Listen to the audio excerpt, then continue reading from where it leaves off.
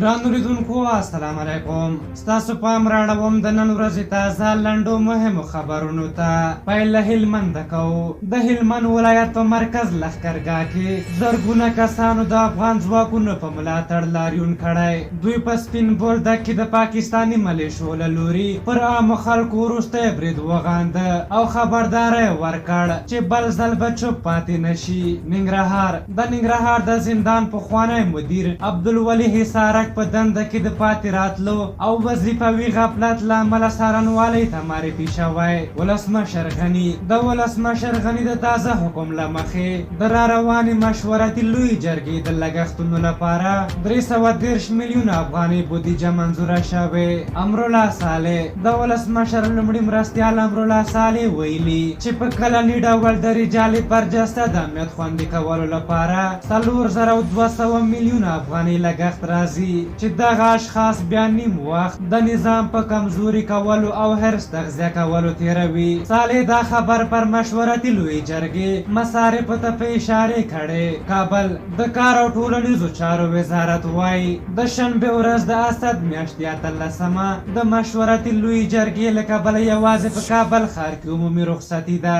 معصوم ستانکزی د ولسمشر غني سلاکار معصوم ستانکزي نن د راتلونکي مشورتي لویې جرګې په تړاو جوړه شوې خبري ناسته کې وویل چې د طالبانو په پاتې 400 بندیانو کې هیڅ بهرنی بندي نشته او ټول افغانان دي چې جرګه به د سرنوشت په تړاو خپله پرېکړه وکړي. حنیف اتمر د افغانستان د بهرنیو چارو سرپرست وزیر حنیف اتمر ویلي د طالبانو له افغان ځواکونو او خلکو سره اوسنۍ جګړه هیڅ ډول توجیه نه لري.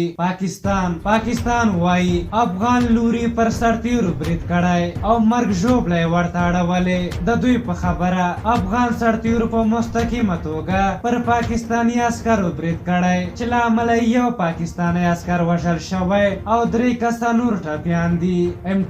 د MTN مخابراتي شرکت غواړي چې د افغانستان په ګډون په منځني ختیځ هیوادونو کې خپل فعالیتونه ودروي او یوازې افریقا کې خپلو فعالیتونو ته ادامه ورکوي.